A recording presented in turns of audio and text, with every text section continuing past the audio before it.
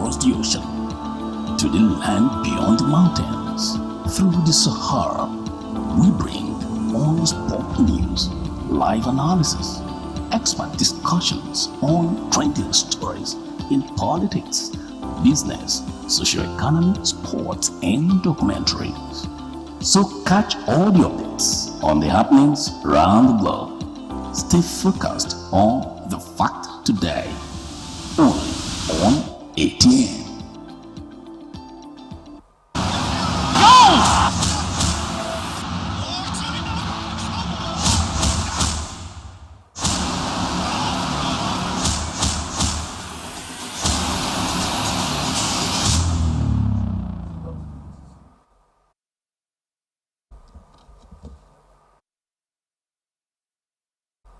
Welcome to yet another exciting edition of Atlantic Sports Extraordinary, and on this edition of the program, Okagbare and Wokocha storm into the women's 100 meters semi-finals.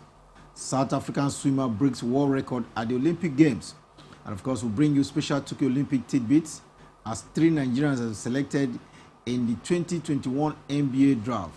In Formula 1, Red Bull petition against Hamilton as the Hungary Grand Prix gets started today. Details of this and many more will be yours when we return back from this very short break.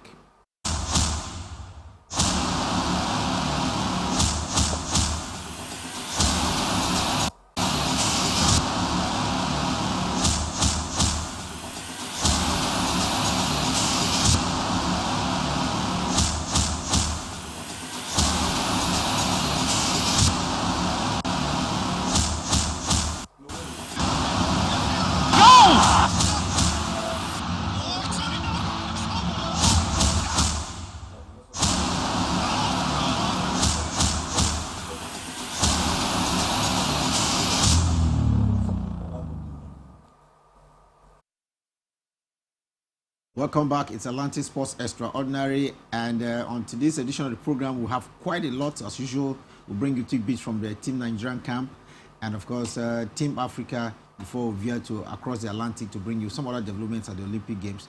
We've told you there's a lot coming in from basketball and Formula 1 as well. It is day 7 at the Olympic Games after the official opening ceremony, and I can tell you a lot has happened. But just before we go into the details of the program, I have with me Mary J, who is our in-house sports analyst. Mary, it's nice to have you back. Nice to be here. Well, the Olympic Games, we've seen Nigeria win 25 medals in the history of the Olympic Games, which is over 69 years since we started participating at the Olympic Games. And we've won 25 medals, like I mentioned. 3 of the medals are gold. We have 10 silver and about 12 bronze medals.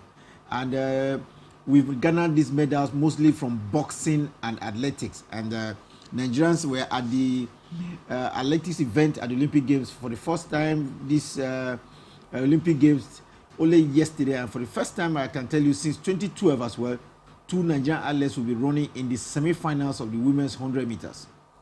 I'm talking about Blessing Okagbare and Grace Wokocha, because they qualified from their respective heats yesterday at the Olympic Games. What time did these athletes return to merit? Blessing Okagbare had a spectacular run, although it's not the best time we've seen her post, but it was enough to see her win the heat 6 in the women's 100 meters at the Tokyo 2020 Olympic Games. She clocked a time of 11.05 seconds. On the other hand, Grace Wokocha, Nzubechi Grace Wokocha, as she likes to be called, very Nigerian name. She finished with a personal best of 11.00 seconds. That's 11 seconds on the dot. That was able to see her qualify in 3rd place behind Shelly-Ann Fraser-Pryce and Ajla Pons of Switzerland. And that's it makes for a good showing. We were really hopeful when we talked about the athletics events, the track and field events, when it came to Team Nigeria, and they are showing us, Grace Wokocha and Blessing Okagbare are showing us that we were right to be hopeful. They have recorded good fortune so far. It's time for them. Next stop for them now will be the semi-finals of the women's 100 meters, and that's where we step to see the best performances. We know that 11.05 seconds is nowhere near the Blessing Okagbare's best timing in the 100 meters. From the semi-finals, we get to see these athletes put up their best performances, hoping that it will be enough to get them to the finals. And we really hope that both Blessing and Grace will be in the finals of the women's 100 meters. It will be the first time.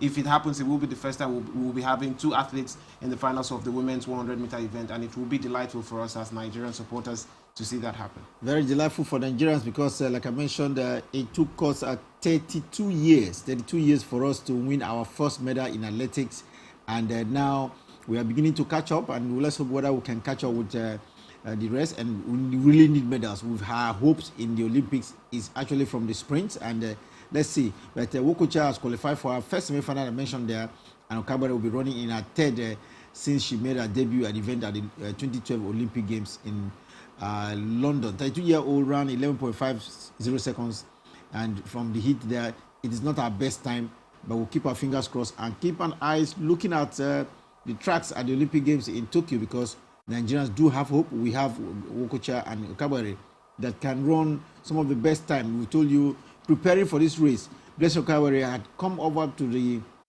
becoming the second fastest woman in the world, but for that wind that assisted her to run 10.63 seconds. So I think we have hope. We'll keep our fingers crossed. They say you leave the best for the last. Let's hope that will be the last. Will be the Olympic Games, and our best will be coming there. Let's still look at some developments around the games, and this time a South African swimmer has broken world record to win gold at the games, and it's coming from the pools. Merit, talking about Tatjana Schumacher. The 22-year-old has been in fine form. She's been in fine form at the Olympic Games so far. In the women's 100-meter breaststroke, that was the first event that she took part in. She actually came second, just about came second, winning silver in that. And then she's upped that performance with a gold medal performance in the women's 200-meter breaststroke. And not just a gold medal performance, a record-breaking performance. This is the first time we're seeing a record being broken in the pool when it comes to individual swimming, both in men and women's swimming, individual swimming at the Olympic Games in Tokyo. This is the first time a record is being breaking, and what a way to start it, being an African. Tatjana Schumacher breaking that record that has stood for quite a while in the women's 200 breaststroke. She's a young lady, and she has proven that she has the quality to deliver at the biggest stage. She's been to world championships, she's put up good performances, and now finally for the first time at the Olympic Games, she's already breaking records and winning gold medals. Talking about records, the Aquatic Center in Tokyo, Japan seems to be the venue for record breaking, because this is actually the third world record to be broken at the Olympic Games at the Aquatic Center. The third record to be broken at the Aquatic Center. We've seen a lot of records fall at the Olympic Games, and especially in the pool, like you've said. 3 world records already broken in this year's Tokyo Olympics, and this, the very first one. The other 2 were in relay, team group events, yes. And this was the very first individual, and you could see the elation on her face. It was unbelievable for her. It's a record that has stood for quite a while, since 2013. And for her to have broken it at her first Olympic Games, it's something quite remarkable, and it's something that we look forward to. We've had a couple of great swimmers from South Africa, but we've never had a female swimmer in South Africa, from Africa and for South Africa, that has been quite so good. When she won silver in the women's 100 meters breaststroke, it was a record-breaking feat for South Africa when it came to South Africa. But then she's taking it a step further out of South Africa, beyond Africa, and into the world stage, breaking that world record. It's delightful to see an African do that. An African breaking a record in swimming at the Tokyo Aquatic Center. We hope we can find more coming from that center as well. I may want to ask me, when will Nigeria, qualify for swimming events? We saw one very young Nigerian at the pools, but we hope that she will get to the podium someday at the Olympic Games. Like we said, she has a lot of years ahead of her, so she should be there, getting at the podium, and not just getting at the podium, breaking the records as well. We're bringing you tidbits around the Olympic Games, especially as it concerns Team Africa. And Ethiopia's Lammencha Girma has cruised into the final of Olympics men's 3,000 meters steeplechase with the fastest time of 8 minutes, 0.983 seconds. This looks very interesting, because he's been to end the Kenyan's long-held domination race.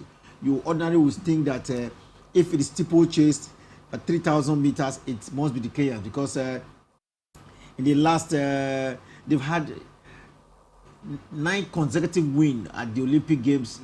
They've been champions, 9 straight times at the Olympic Games. But now we are having a shift from Kenya to an Ethiopian, and doing that in a spectacular fashion as well. When it comes to long distance races, endurance races, and of course the steeplechase, it's literally a battle between neighbors. We know both of them are East African nations, neighboring nations, in fact, Kenya and Ethiopia, and they always go head to head when it comes to these kind of races. The Kenyans, like you said, been very dominant at the Olympic Games. In the last 37 years, they've actually been champions at the Olympic Games. You know, like I said, they've won back-to-back. Gold medal. Every since gold medal. 1984. That's about 37 years. Yeah, and that has been quite phenomenal. We've seen countries dominate particular sports. We've talked about how the Americans have dominated basketball, especially in women's basketball, for the past 7 consecutive Olympic Games, 6 consecutive Olympic Games. We've talked about how the South Koreans have dominated archery over time. They've won every gold medal available since the sport was introduced.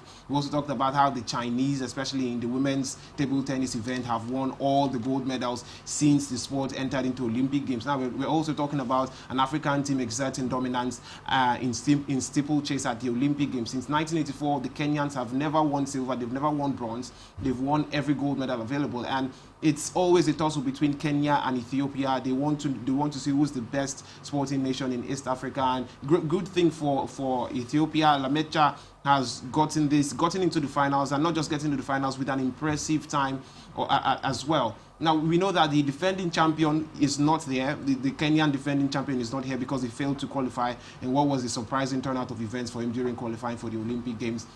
But they still have a couple of Kenyan runners in the steeplechase finals as well. So it will be very interesting to see if Lamecha will be able to improve on his time, because he's run a spectacular time. He's run the fastest time in qualifying for the finals. But then, believe you me, in the finals, he will not have it easy from his Kenyan counterparts. He has to do better than he has done in the semi-finals to stand any chance of winning the gold medal at the finals proper. We know that this is the Kenyans' fault. They are very strong when it comes to steeplechase. It's quite a peculiar event at the Olympic Games because it involves running and going through hurdles and running through water and all the rest. So it's going to be really exciting to see these Kenyans, these East Africans, go head to head. At the end of the day, we're quite certain that an African team will win gold, be it Ethiopia or Kenya, but the Ethiopians will be hoping that they break down Kenyan dominance this time around. Ethiopian Lamecha Kenya, clearly the man with the fastest time in the 3,000 meters steeplechase, and he was silver medalist at the just concluded Diamond League meet in Monaco just before the Olympic Games with a time of 8 minutes 7.75 seconds. So he has a very, very good chance of getting through, and let's see what the final will look like, because at the final itself we'll find two Ethiopian, and there'll be two Kenyan, there'll be one Moroccan and one Japanese. We saw the Japanese, the homeboy, in a relatively good run, in that qualifier. So it'll be interesting. Like we said, the last 37 years, Africa has always won gold via Kenya, and now it looks like there'll be strong opposition coming from Ethiopians, because we told you that 2 Ethiopians are in the race. But what do you make of it? The Kenyan has the second fastest time, then the Ethiopian has the fastest time right now in steeplechase. Will the threat of the Moroccan or the Japanese give either Ethiopia or Kenya some problem? It's a star-studded lineup. The Japanese ran a time of 8.972 seconds, and that's quite a reasonable time, quite a good time going into the finals. We have a very tight contest. We'll have a very tight contest in the finals, because, like you mentioned, we have a Moroccan there as well, a Moroccan that has won a silver medal at the World Championships in steeplechase. And you mentioned when Lamecha won silver in the 2019 meet in Doha, this particular Moroccan won bronze in that particular meet. So we have competitors from Kenya, Ethiopia, Morocco, and of course Japan. Going into the finals, I'll tend to favor the East Africans, because they've shown the quality over the years. They have the history of being the best runners when it comes to the steeplechase. But however, we still have to keep an eye out for the Moroccan. He's quite experienced. He's been a multiple medalist at multiple world championships, so you shouldn't take him for granted. We know that most of these athletes, they tend to... Talk about the Moroccan. He was at the World Championship in 2017, and he did win a silver medal. And he won a bronze at the last championship at Doha in 2019. 2019, yes. And so it looks like a candidate that can challenge for a gold medal position this time? He comes with a lot of experience. He has been to the Olympics before. This is not his first time, unlike the Japanese who will be at his first Olympic Games. So he's coming with experience. He's coming with the mentality of a winner because he's won championships. And he would want to take it one step further. The favorite for this event, being the defending champion, Kiprio, is not here in Tokyo. So it is literally anybody's race. If you have to win it, then you have to put your best performance now. And what we know from the qualifiers and the semi-finals is most athletes don't put up the best performances. We've seen in times past when elite athletes put up subpar performances. Just as long as it qualifies them for the finals, then it's fine. They throw it all, give all their best in the finals, and it makes for a very interesting finals come Monday. Just the final comes up on Monday, and definitely will bring you results of that steeplechase event at the Olympic Games. Bringing you results at the Olympic Games. Time for us to cross to the Atlantic and across the Atlantic, and we are bringing you results from the tennis center at the Olympic Games. Novak Djokovic crushed Luka Hope, killed Nikoshori 6-2, 6-love to book a place in the semi-final, and of course they stay in the hunt for the much awaited Golden Slam. But it looks like that Golden Slam has been stopped now because the Serbian in the semi-final, Alexander Zverev, has beaten the world number one Novak Djokovic just a couple of minutes ago, and so the chase for a Golden Slam will no longer be on the card. Definitely, it's a pity that it has to be only the lady that has won a Golden Slam so far in the history of tennis, and no man has won a Golden Slam because the hope of the male that Novak Djokovic was going to win it this time has crashed. It's a sad one for Novak Djokovic and every Novak Djokovic supporter out there. We've talked about him in glowing terms, and he's really deserved every applause he has received this year in 2021. He has been by far miles away from every other male competitor in singles table tennis. He's been the best male player for the year 2021, world number one, and rightly so. He's shown that at various championships, at the biggest occasions when it mattered most. He's won all 3 Grand Slams so far: the Australian Open, the French Open, and the Wimbledon. And he went into the Olympic Games with a record-breaking performance at the back of his mind. If he had won the Olympic gold medal, then he'd had just the US Open to win to record that Golden Slam, something that has never happened in the history of male tennis, whether in the former era or in the Open era. It's never happened before. But unfortunately for him, his dreams have been shattered. He has been stopped. We know that he's won bronze medals at the Olympic Games before, and it looks like in 2021 that is still what he will settle for, because he'll play in the semi-final, the bronze medal match against an opponent in the bronze medal match. Not what he expected. He wanted to win gold. And when you look at the performances we put up at the Olympic Games so far and how we got to the semi-finals by defeating the local boy Kei Nishikori 6-2, 6-love, that was quite an easy victory. It was effortless, literally effortless from Novak Djokovic, 6-2, 6-love. And before that, he had to defeat Spain's Alejandra Davidovich Fokina 6-3, 6-1. Still an easy victory for the Serb. Going into the semi-finals, we expected him to exert that dominance and bring his experience against Alexander Zverev. Alexander Zverev, we know, we've tipped him to be one of the next generation tennis players, but he's not been very consistent, especially when it comes up against the higher ranked opponents. He has faltered all too many times, but we've seen him put up strong performances in the round of 16. He defeated Nicolas Basilashvili 6-4, 7-6. That was a tight fixture. He came into the semi-finals and defeated Jeremy Chardy 6-4, 6-1. Not very competitive, but still it needed a lot of good performance from Alexander Zverev. And then into the semi-finals against the favorites. Of course, everybody knows Djokovic was the favorite. He lost. Alexander Zverev actually lost the first set. Djokovic won it 6-1 in the first set, and then you expect Djokovic to go on and dominate the entire game as he's done so far. But the young German Zverev came back to defeat Djokovic in the second set 6-3. And in the final set, Djokovic almost got baggled. 6-1, it ended in favor of Alexander Zverev. And that's where the dream ends. The dream of a Golden Slam ends for Novak Djokovic. It's quite astonishing, quite surprising, and quite disappointing from a Djokovic perspective. Disappointing, no doubt, but it is what it is. And on the women's side, Switzerland's Belinda Bencic could become the first woman to clinch a singles tennis gold medal for her country after she booked a place in the Olympic final with a 7-6, 4-6, 6-3 win over Kazakhstan's Elena Rybakina. And standing in front of her in the Saturday's title match will be a Czech Republic player, Marketa Vondrousova, who knocked out Ukrainian Elena Svitolina. It looks tight because in that match I saw a 6-3, 6-1 victory, and it looks like one-sided contest. But if you remember that we had nearly a one-sided contest in the semi-final for, in the quarter-final for Novak Djokovic, you must be wary of a very easy win going to a very crucial tie. Very, very crucial tie indeed. And when you understand, this is the first time that she will be playing in the finals. This is the first time that a Swiss tennis player will be playing the finals of the singles event at the Olympic Games. A Swiss tennis player not named Roger Federer. He was the only one to have played in the Olympic finals from Switzerland. Belinda Bencic follows suit, and it was a proud moment for her. She has achieved a lot going by the results. She's already in the finals, which means that she's guaranteed either a gold or a silver medal, which is for her a big achievement. But I know she will be gunning for gold. She'll be coming up against Marketa Vondrousova.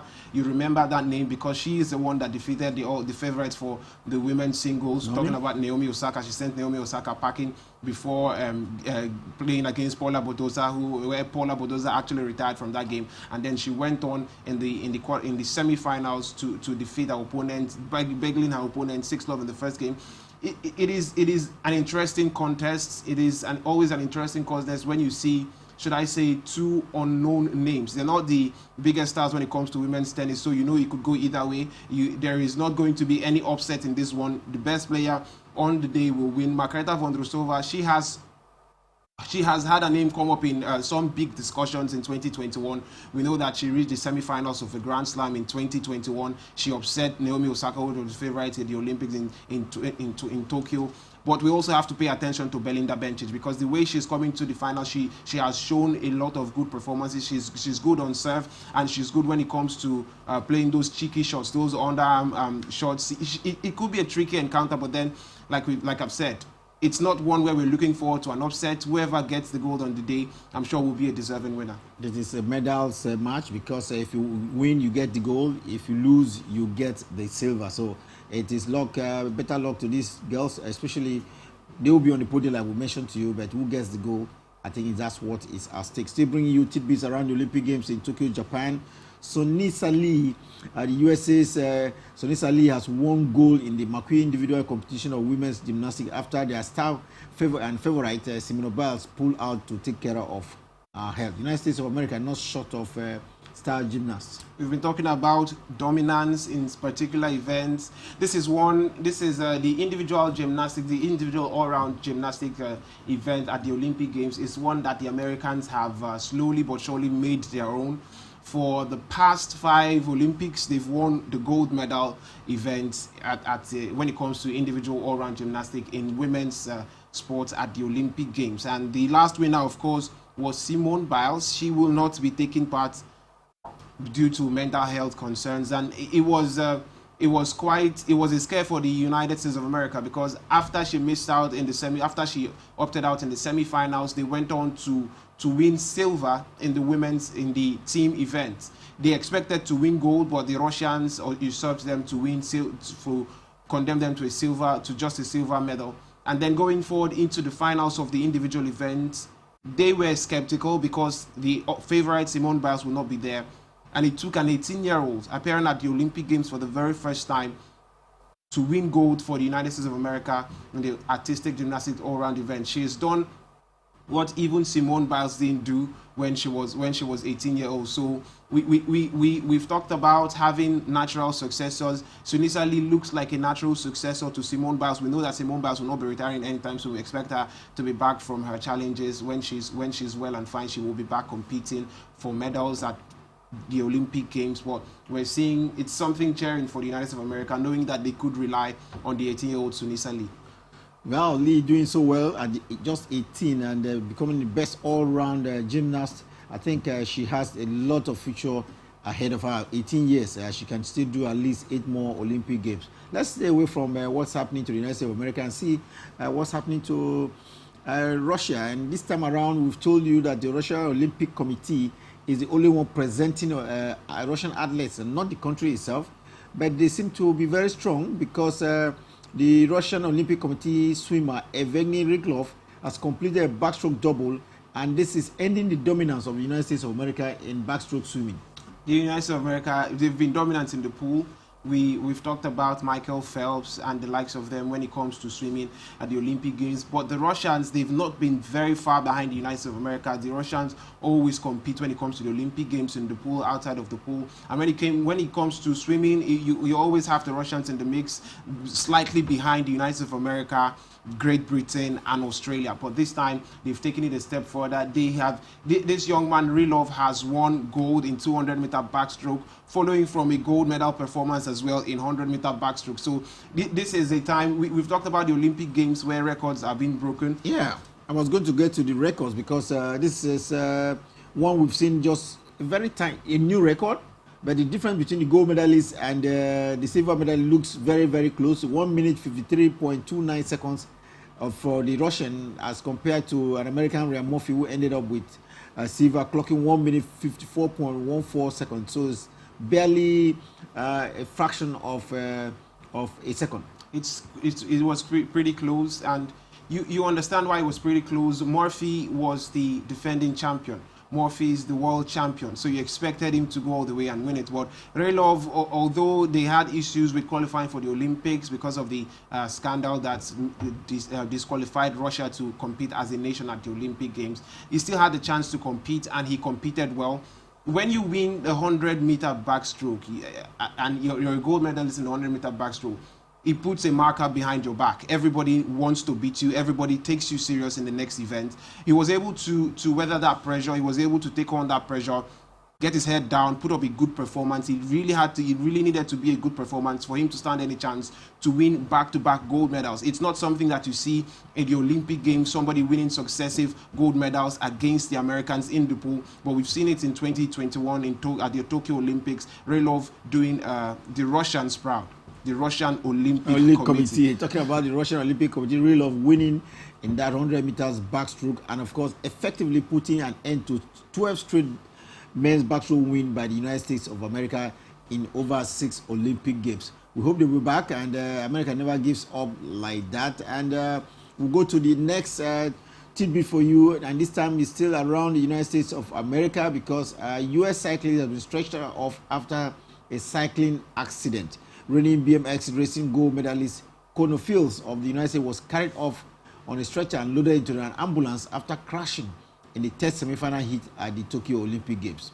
It was a bad crash. It was a bad crash, and from the reports, the athlete Connor Fields seemed to be unresponsive when he was taken into the ambulance, but later on we got to know that he is now awake and responding to treatment. He was going through a turn, and then he crashed into 2 other cyclists, and that's how it happened. That's how it fell.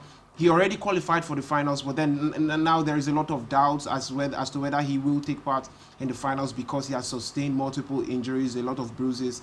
And what we are concerned, and what the entire sporting world is concerned about now, is his well-being. We want him well, we want him alive and well to be able to compete, if not at these Olympic Games, maybe at subsequent games. He is the defending champion in the BMX rides at the Olympic Games. He won the gold medal in 2016, and so a lot of American hopes, a lot of American hearts went out to him when it happened today, because it was a devastating event. You don't want to see your best athletes pulling out because of the coronavirus disease, and when they clear for COVID, you don't want to see them getting injured at the penultimate stage, the penultimate race before the gold medal match. So it was a big blow to the USA's racing community, and big blow to Connor Fields as well. We just hope that he recovers, if possible, soon in time to take place in the finals. If not, we will be satisfied with the news of his speedy recovery.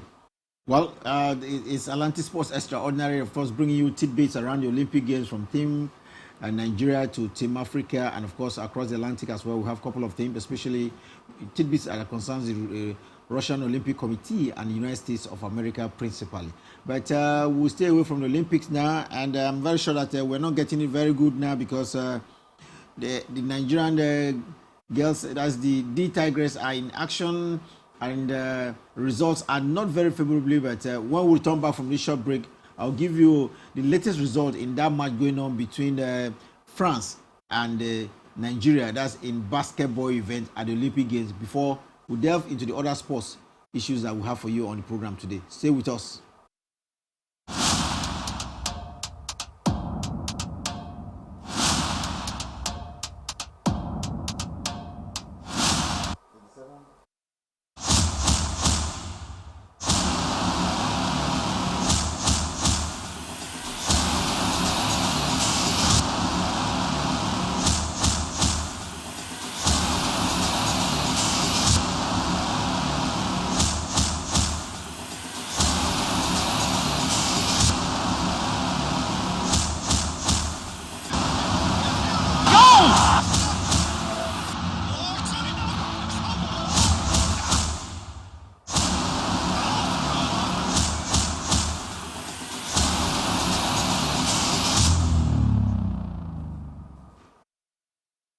Welcome back. It's Atlantic Sports Extraordinary and Atlantic Net Television Network, and I can tell you it is not cheering for Nigeria at the basketball event at the Olympic Games because it's been 2 matches for the Tigress and 2 losses as well. They just concluded match. It is now known that France has beaten the Tigress by 87 points to 62. That looks like a margin not expected from these girls for Emirates. Not expected at all, and it keeps the disappointment keeps piling up for Team Nigeria at the Olympic Games. This is one we did not expect at all, especially after putting up a reasonably good performance against the United States of America, rallying round to close out what was a 29 points deficit to shorten it down to just a 7-point loss in the first game. We expected them to go on ahead into the second game to try and atone for that. The French, yes, we know they're good when it comes to basketball, especially women's basketball, but then you do not rate them in the same breath with the United States of America. So I thought we had a chance, but it's proven that the same way the women have told the same line as their male counterpart. They've lost by a whopping 25 points margin, and that is not good at all at the Olympic Games. It means that we're effectively down and out. We could still have a window, a small window to qualify, but then it will depend on the result from elsewhere, and that's not the best thing to do at the Olympic Games. We lost, and we lost woefully in this one. We did not win any of the quarters, unlike in the game against the Americas, where we won 2 quarters and they won 2 quarters as well. We lost in the first quarter against France, the second quarter, the third quarter, and just during the third quarter 2020, and it's a disappointing result, and we need to start asking questions. We need to start looking for a way forward, a way beyond the Olympic Games in Japan, because I think it's done and dusted. Done and dusted, but like you mentioned, there is still the window opening for the Tigers, and of course another window opening will be what we look forward to for the Tigress. All of this will depend on the matches of the other teams that are playing in the same group with the team. But ordinarily, you will want the basketball team of Nigeria to go through the door to qualify and not go through the window. But we'll see how open the window is for the Nigerian basketball team at the Tokyo Olympic Games. Enough for the Olympic Games now. Let's look at the other sports that we have for you on the program today. And it comes from Formula One, where the British Grand Prix is up this time around. The Hungarian Grand Prix is up because we are returning back to the first and second practice, not third practice as well, qualifying, and we now have the game, the race proper. Last time around, we had a situation where there was some kind of modification, remember, and now we are returning back to the calendar proper, which a lot of fans around the world know.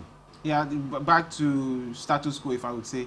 We saw what was a historic sprint qualifying, and it put up a lot of excitement because there were points up for grabs. There were starting positions up for grabs as well. But now we've reverted back to the 3 practice sessions, 1 qualifying and race proper, which comes up on Sunday. Qualifying, of course, on Saturday, and it takes away the points up for grabs in the sprint qualifier, so there will be no points at stake in the qualifying, but then it's just normal qualifying for who starts to determine the starting grid, and it's quite an exciting race to look forward to, given all that has happened in the world of Formula One, and we're looking forward eagerly to it, to see how it pans out. We expect it to be hard fought. We expect it to be tit for tat between Mercedes and Red Bull, as it's been all through the year, but we expect a little bit more impetus, more motivation going forward to this race. 8 points between Red Bull, Max Verstappen, and Lewis Hamilton. Let's see whether there will be increase or they'll wipe off Hamilton wipe off the 8 points and go ahead. The Hungarian Grand Prix,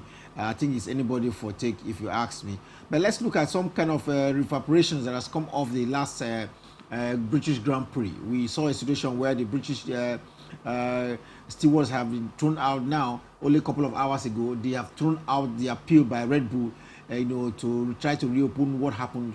A situation where there was a crash.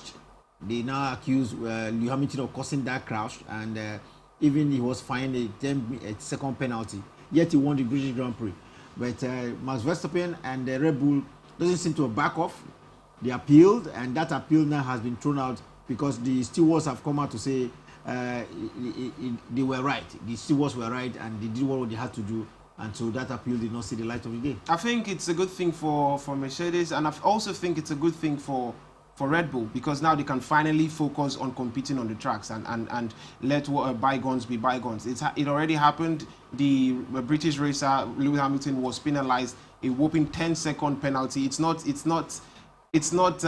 in Formula One, a second is a wide enough margin. We've seen people lose and win race by 10,000ths of a second, and to hand a driver a 10-second penalty, it was a huge punishment for Lewis Hamilton. And I think the ruckus that has ensued after that incident, after the crash between Max Verstappen and Lewis Hamilton, is just because Lewis Hamilton remained in the race, overcame that 10-second penalty and won. And I think it is now time for Red Bull to go back to their engine room, go back to the team strategies and focus on the upcoming races, starting from the Hungarian Grand Prix on Sunday. They need to focus on the race. This was, for me, just a distraction for both Red Bull and Mercedes, and I hope both teams give us the optimal performance that we expect from them come Sunday. It's been the race stewards, yes, we've talked about this before, and the race stewards had a good look at that incident, because when the crash happened, every driver was asked, the red flag was issued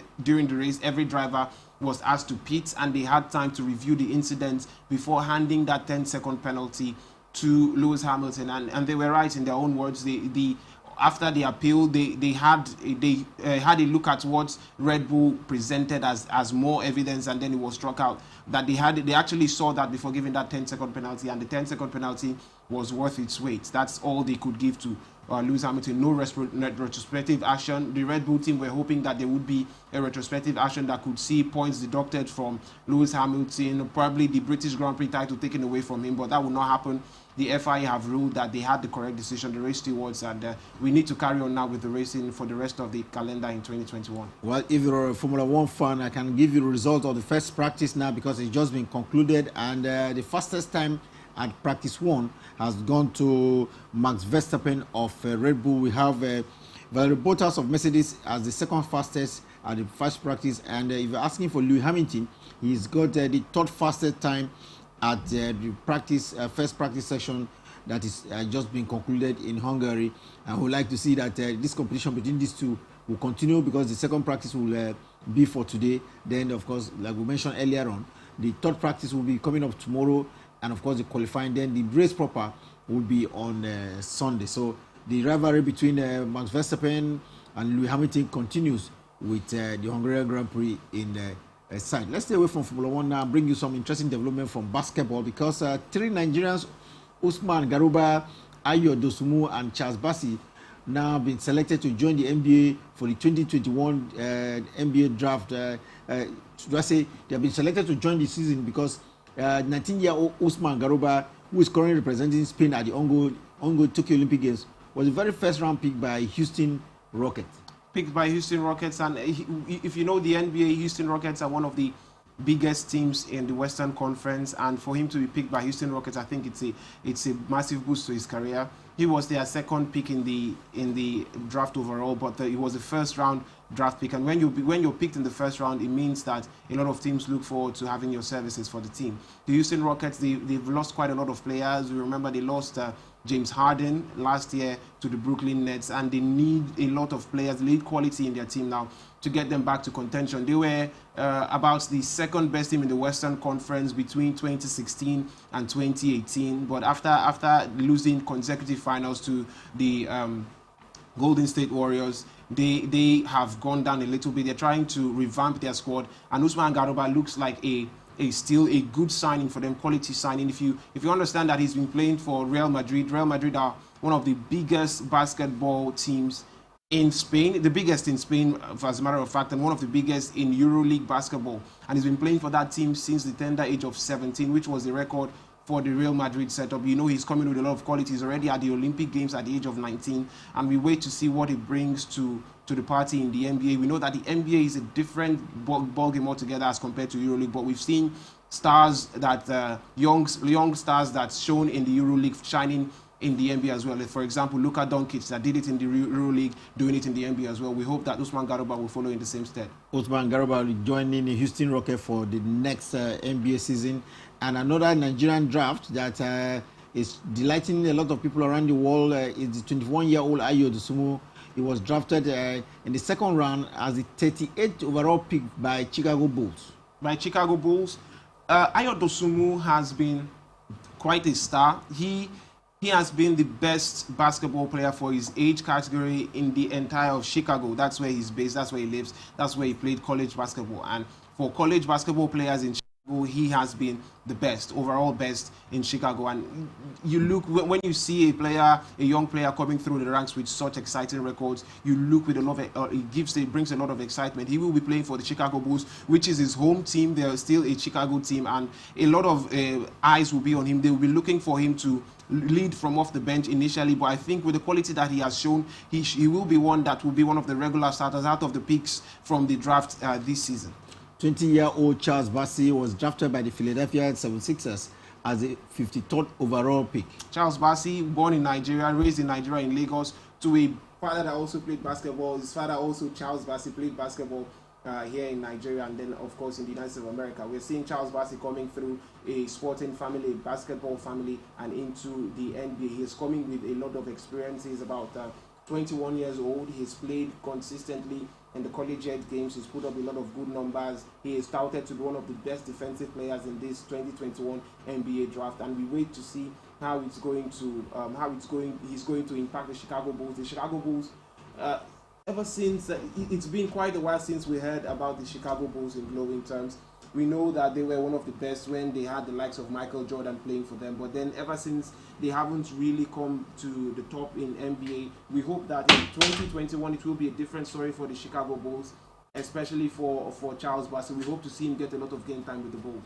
The selection of 3 Nigerian players, of course, is coming almost a year after 9 players on the Nigerian descent were selected into the 2020 NBA draft. This is interesting because in the last, 1 year, we've seen about 12 Nigerian players join the NBA. That is really, really cheering. If you remember, Akeem Olajuwon was one in an entire, over a longer period, but now we're having 12 in 12 months. So I think it's been really, really cheering. We'll take a short break. When we return, there will be a lot of football discussion on the program Sports Extraordinary on Atlantic Television Network.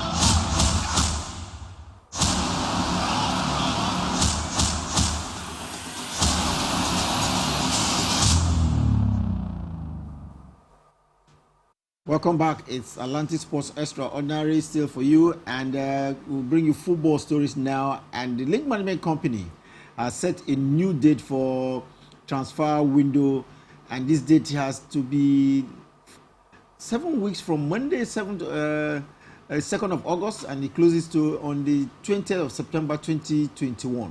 It's a good move. We've criticized the LMC and the MPFL for not being proactive always waiting for things to get too late to get things done. But it's good that we've seen them come this time, or even before the end of the current season, to tell us when the transfer window will start, and not just that, when it will end. In times past, we're usually in the dark. We just knew that teams were signing players. We didn't know if the transfer window was ongoing or if it was going to end anytime soon. So it's a good thing for them to put out this 7 window, and it's even better that it has been vetted and approved by CAF and FIFA, of course. So we're falling in between legal lines now. We're doing the right things at the right time, and we hope that they can continue from there, not just the transfer windows, to also inform us when the next season will start, when it will end, and properly arrange the fixtures, unlike what we've seen this season, where a lot of teams have complained about fixture congestion. Yes, we know that it's coming off the back of a league season that was truncated because of the coronavirus, but things are starting to return to their normal schedules all over the world, and we hope that the MPFL can do the same for the next season. Talking about the league management company making this announcement in a circular sent to all of the Nigerian Professional Football League clubs, and like you heard there, it added that the transfer window has been approved by FIFA and CAF, and let's hope that the league, we understand as well, will come to end on the 5th of August. That's on Thursday. It looks very close. The Nigerian Professional Football League coming to end on the 5th of August. What do you think is the main reason for this earlier closure of the league? It was supposed to end on the 8th of August, but it's been brought forward.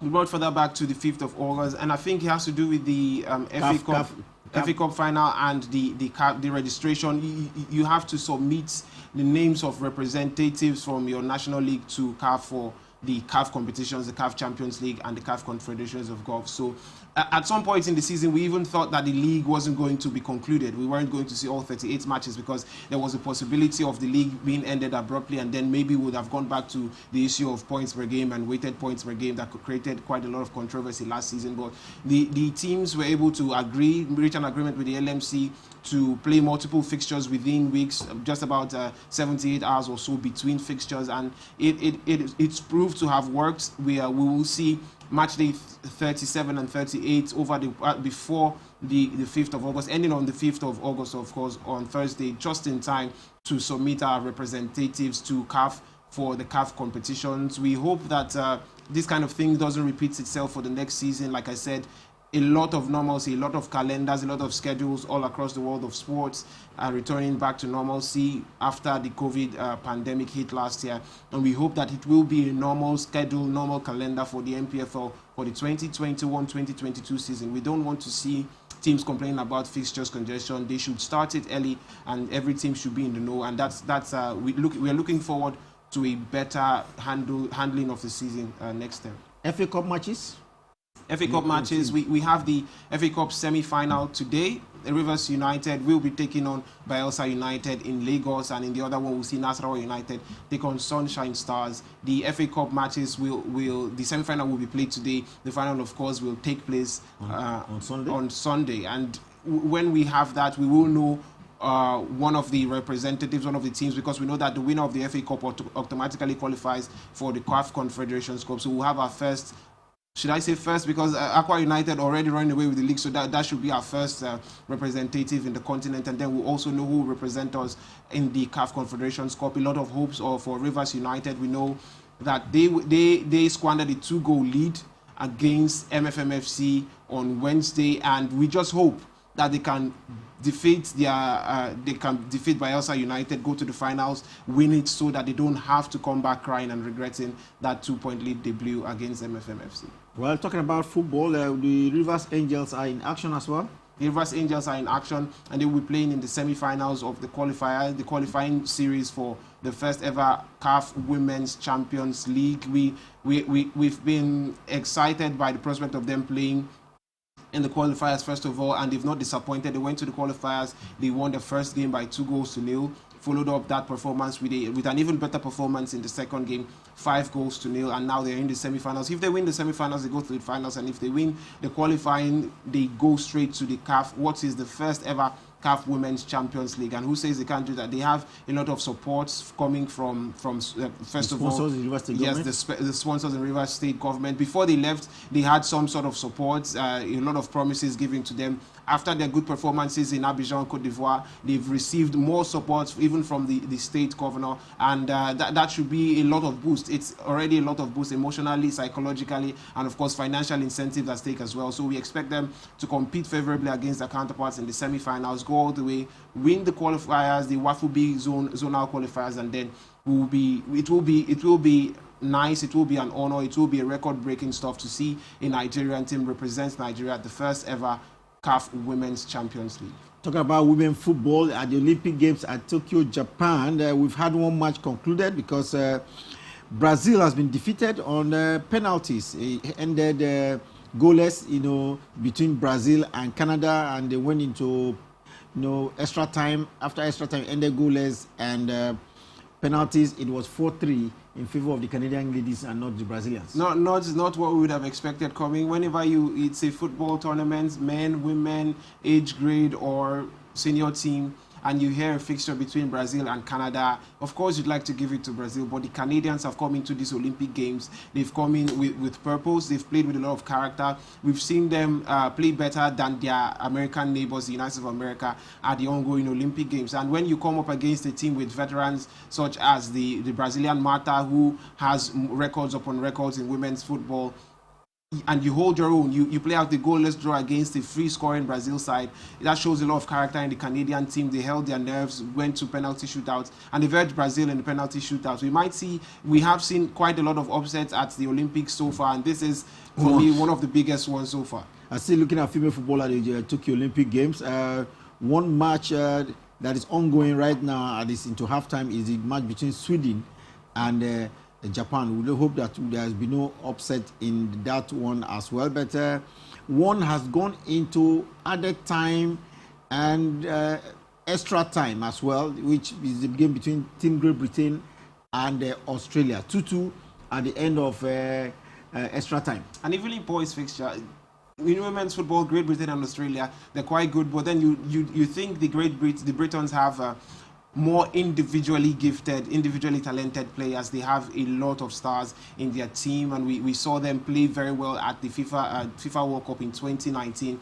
But at the Olympic Games, it's who wants it better, who wants it best. At the end of the day, gets the result. And we've seen resilience from the Australian counterparts. When you see a scoreline of 2-2, it shows that both teams really want it. They're into extra time. Maybe we might just see our second penalty shootout at the end of the day. And if it goes down to penalty, we know it's a lottery. It's a game of lottery. And then who best holds their nerves, who has the best goalkeeper, like we saw at the from the Euro 2020, might win it at the end of the day. But we were hoping to see the best team win at the end of the day. Still in women football at the Olympic Games, the match has just started. The match between the Netherlands and the United States of America have just started, and we hope that there will be a lot of fireworks and goals in this one. That's the biggest fixture. Coming to the quarterfinals, that was the biggest fixture, and I think it shouldn't disappoint. If we see a goalless fixture, then that would be a disappointment to me. If we see what played out between Brazil and Canada in the same fixture between Netherlands and USA, that would be a disappointment. The Netherlands, their reputation at the game so far precedes them. 21 goals scored in the group stages. They're coming up against the United States of America. And remember, there is some sort of rivalry, revenge on the cards perhaps. The Netherlands lost to the United States of America and in the finals of the 2019 FIFA Women's World Cup. The United States of America ran out 2-0 winners in that one. This could be the right time for the Netherlands to assert revenge against the Americans. But then, although the Americans have not been 100%, they've not played at the level which we know them to play at. You can't rule them out. This is the elimination stage. They will give the best, and then at the end of the day, a moment can be enough to clinch it for either side.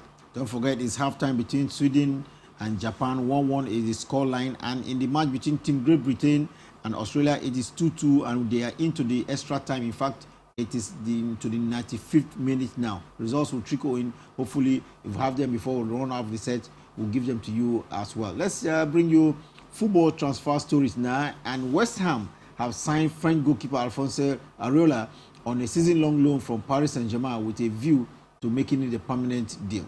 It's a good deal for both the player and also the club. West Ham United, they could do with a backup goalkeeper to Lukasz Fabianski in goal. For Alphonse Areola, he was a PSG mainstay, but then he was replaced, or they got Keylor Navas, the Real Madrid multiple Champions League winning. Fulham player, Areola? Areola, yes, he was a Fulham player actually. And then Yes, he played on loan at Fulham from PSG. When Keylor Navas came, it was effectively his time at PSG as number one goalkeeper was effectively over.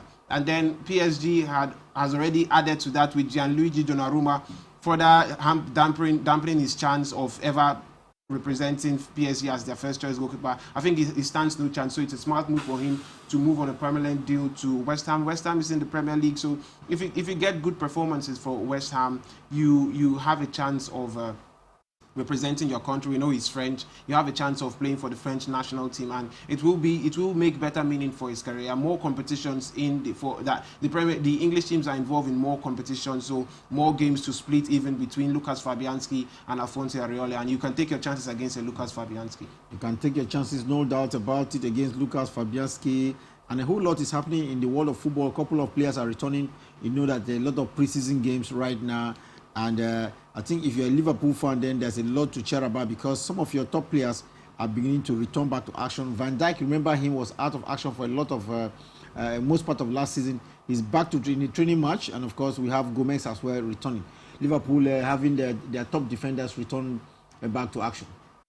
Both defenders were missing for a lengthy period last season, and a lot of Liverpool supporters will tell you that that's why they did not retain their league title, which they won in 2020. And it's cheering to see them back. Virgil van Dijk, inarguably one of the best defenders in world football. Joe Gomez has followed behind Virgil van Dijk as one of the most important pieces in the Liverpool puzzle. And their absence last season really rocked the team. We saw a lot of Liverpool had to go and make an emergency backup signing from Schalke 04 just because these players, Ozan Kabak, just because these players were out of action, and it's good to see them back. Liverpool supporters and the coach, indeed, Jurgen Klopp, will be delighted to have them back. To have your best players is always a boost going forward into the coming season.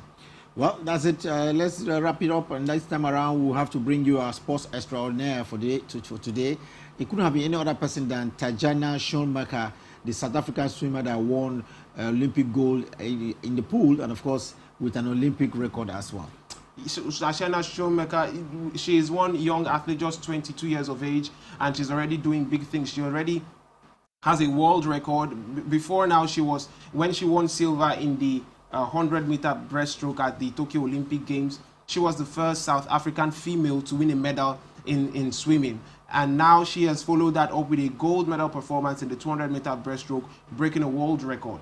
If you know Tatjana Schoenmaker, you know that she has progressed in her career. In 2018, she won multiple gold medals at the 2018 Commonwealth Games. She's won medals as well at the World Championships. And in 2018, just at the tender age of 19, she was awarded as the best female swimmer in Africa. That is a very huge feat for a 19-year-old South African, and I think that's why she deserves to be our sports extraordinaire of the year. She has a lot of future ahead of her, and we're looking forward with a lot of excitement. She's not done yet at the Olympic Games. She still has a couple of events to partake in, and hopefully we wish her all the best going forward. We wish Tatjana Schoenmaker the best going forward. She's made Africa proud so far at the Olympic Games. Well, we'd like to thank you for being part of our show today, and we are sure that you will follow us as well on our social media handle. Facebook and YouTube is Atlantic Television Network, and on Instagram it is at Atlantic TV Network. Remember to be fair in all that you do, and that will be it for today.